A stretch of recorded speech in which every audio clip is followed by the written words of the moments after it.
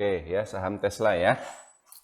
Nah, dia itu satu dari blue chip, 7 saham blue chip yang kita sebut sebagai The Magnificent Seven karena memang kinerjanya sangat bagus ya, fundamentalnya sangat bagus, perusahaannya itu sendiri sangat populer dan harga sahamnya terbukti naik signifikan dalam waktu 5, 10 bahkan 15 tahun terakhir.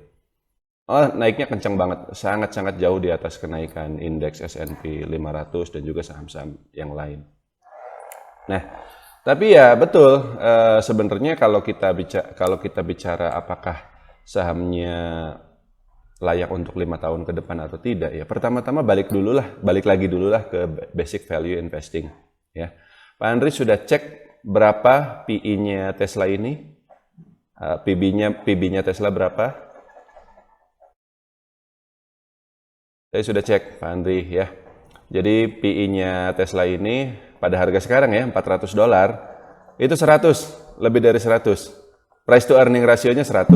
Nah, kemudian price to book value-nya 18 ya. Kinerja Tesla bagus betul, tapi ROE dia itu ini kita pakai apa ya? Indikator-indikator yang basic aja lah, nggak usah terlalu rumit gitu. ROE-nya dia itu masih 18%. Jauh kalau misalnya dibanding Apple ya yang mencapai 100% lebih atau Google yang mencapai 30% seperti itu. Tapi kenapa saham dia naiknya paling tinggi dan valuasinya paling mahal? Ya betul, seperti yang Pak Andri bilang, ada faktor ketokohan ya. Elon Musk ya. Kalau kayak Microsoft itu kan Bill Gates-nya itu udah lama pensiun itu. Dia udah nggak pernah main-main saham lagi lah, malah dia ngurusin malaria segala macem gitu ya. Nah, Tesla ini yang dan bukan cuma faktor Elon Musk-nya saja. Waktu saya kemarin ke Amerika Serikat ya, jalan-jalan ke Los Angeles, ke Las Vegas sama ke San Francisco, itu mobil Tesla itu literally ada di mana-mana. Dan orang tuh kayak suka gitu loh. Tiap kali ada misalnya, tahu kan Tesla Cybertruck itu yang terkenal itu, yang bentuknya kayak kotak-kotak itu orang pada ngeliatin gitu loh. Jadi mobilnya populer banget ya, dan banyak yang punya. Kalau di Indonesia mah kayak mobil Toyota lah gitu, banyak yang punya seperti itu. Jadi otomatis nama-nama Tesla ini sangat populer ya, jauh dibanding perusahaan-perusahaan otomotif General Motors, Ford dan seterusnya yang lain-lain gitu. Nah, kalau misalnya Pak Andri tadi bilang, apakah bisa juga Elon Musk jadi presiden? Ya bisa sih Pak, bukan tidak mungkin ya. Dia masih muda kan? Kalau dibandingkan dengan Donald Trump yang umurnya sudah 78, ya Elon Musk ini masih 50-an, masih muda banget lah. Tapi saya pikir, gini, kita bicara risikonya aja lah ya. Kita bicara risikonya saja terkait valuasinya yang mahal itu tadi. Kalau misalnya dilihat dari yang lain-lain selain valuasi, memang kelihatannya semuanya bagus. Semuanya bagus. Tapi pada tahun 2022 ya, Pak Andri boleh cek ya. Saham Tesla itu juga pernah dia naik itu yang disesuaikan dengan stock split sampai harga sekitar 400-an sekarang. Lalu setelah itu turun, mengikuti koreksi pasar di tahun 2022 tersebut. Di tahun 2022, indeks S&P 500 atau biar gampangnya kita sebut SPX itu turun 18%, tapi Tesla turun lebih dalam. Dari $400 itu dia turun sampai sempat mentok di $140 per saham. Dari 400 ke 140, Anda bisa bayangkan berapa persen turunnya. Tapi ketika di 2023, 2024, dan awal 2025 ini indeks naik, lalu kemudian ada Presiden Trump menang dan seterusnya, sahamnya naik lagi sampai sekarang ke 400. Jadi sebenarnya kalau dihitung dari posisi tertingginya di tahun 2021 ternyata ya, bukan 2022, itu ya dia sebenarnya masih belum naik lagi gitu.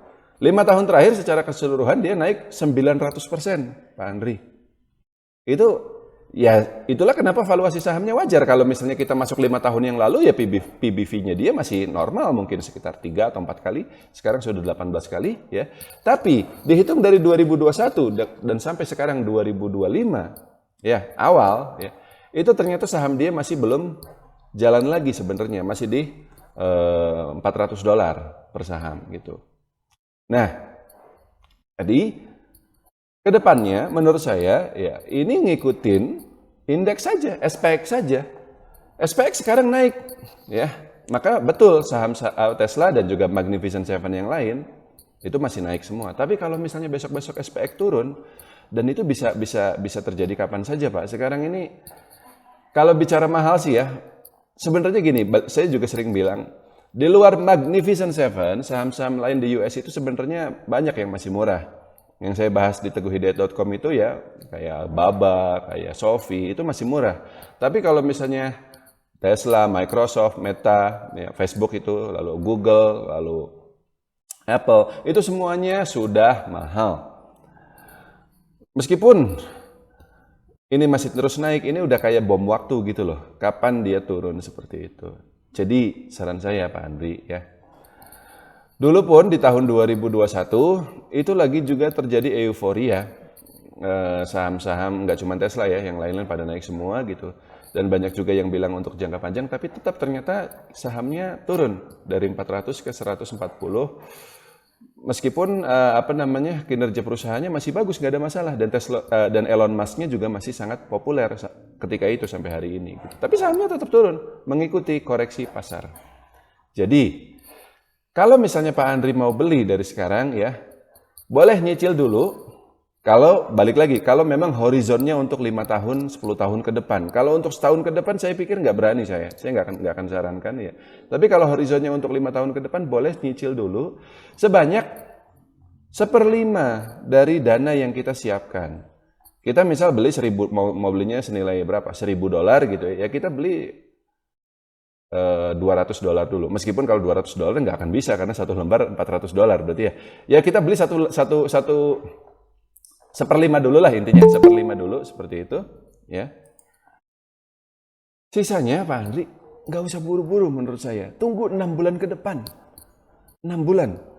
Dalam 6 bulan itu pasti banyak banget apapun bisa terjadi gitu loh. Sekarang udah rame lagi, Presiden Trump katanya bakal menerapkan tarif ya, perang dagang seperti itu. Jangan pikir jangan pikir negara-negara Eropa, Cina itu nggak akan melawan, pasti dia akan melawan gitu loh. Dan ketika itu terjadi, itu bisa jadi sentimen negatif untuk bursa saham Amerika. Dan itu bisa bikin Tesla dan lain-lain itu turun gitu ya. Saya pun meskipun belinya bukan Tesla, tapi untuk saham yang saya pegang, saya belum berani untuk 100%. Kita masih pegang cash untuk siap-siap kalau nanti sahamnya turun lagi gitu. Kalau misalnya kita lihat basic teknikalnya aja gitu ya, ya kalau misalnya kita lihat ada nggak support gitu, ya kelihatan jelas Pak. Nah di sini. Ada support tapi nggak kuat Pak Andri di 300, di level psikologis 300. Dan support yang paling kuatnya itu justru di 200. 50% turunnya dari sekarang. Bisa nggak Tesla turun ke 200? Bisa Pak, bisa banget. Dulu pun waktu di tahun 2021 ketika dia di 400, ya nggak ada yang nyangka dia bisa turun sampai ke 140 kan. Tapi ternyata dia bisa turun ke situ gitu loh. Dan abis itu dia lama di 200. Makanya 200 itu ada supportnya gitu ya. Dan pada harga 200 itu, pernya dia juga masih 50, masih mahal juga. Tapi saya pikir ya mempertimbangkan Elon Musk-nya ya, popularitas Teslanya dan seterusnya, kita tidak bisa beli Tesla pada harga yang lebih murah lagi dari itu. Per 50 itu udah lumayan murah lah. Itu udah premium banget. Tapi kalau misalnya per 100, saya pikir tidak ada yang bisa menjustifikasi valuasi setinggi itu. Per 100 itu saat ini ya, harga saham $400 saat ini. Tapi kalau per 50 di harga 200 saya pikir masih bisa. Kalau suatu hari nanti, saya tidak tahu kapan tentu saja, tapi kalau misalnya SPX turun, Tesla turun ke 300, itu pasti di media sosial ramai, semua orang bilang ramai gitu ya, Pak Andri beli sekali lagi. Dan ketika dia turun ke 200, all in. Lalu tunggu hold sampai 5 tahun ke depan. Cukup Pak Andri?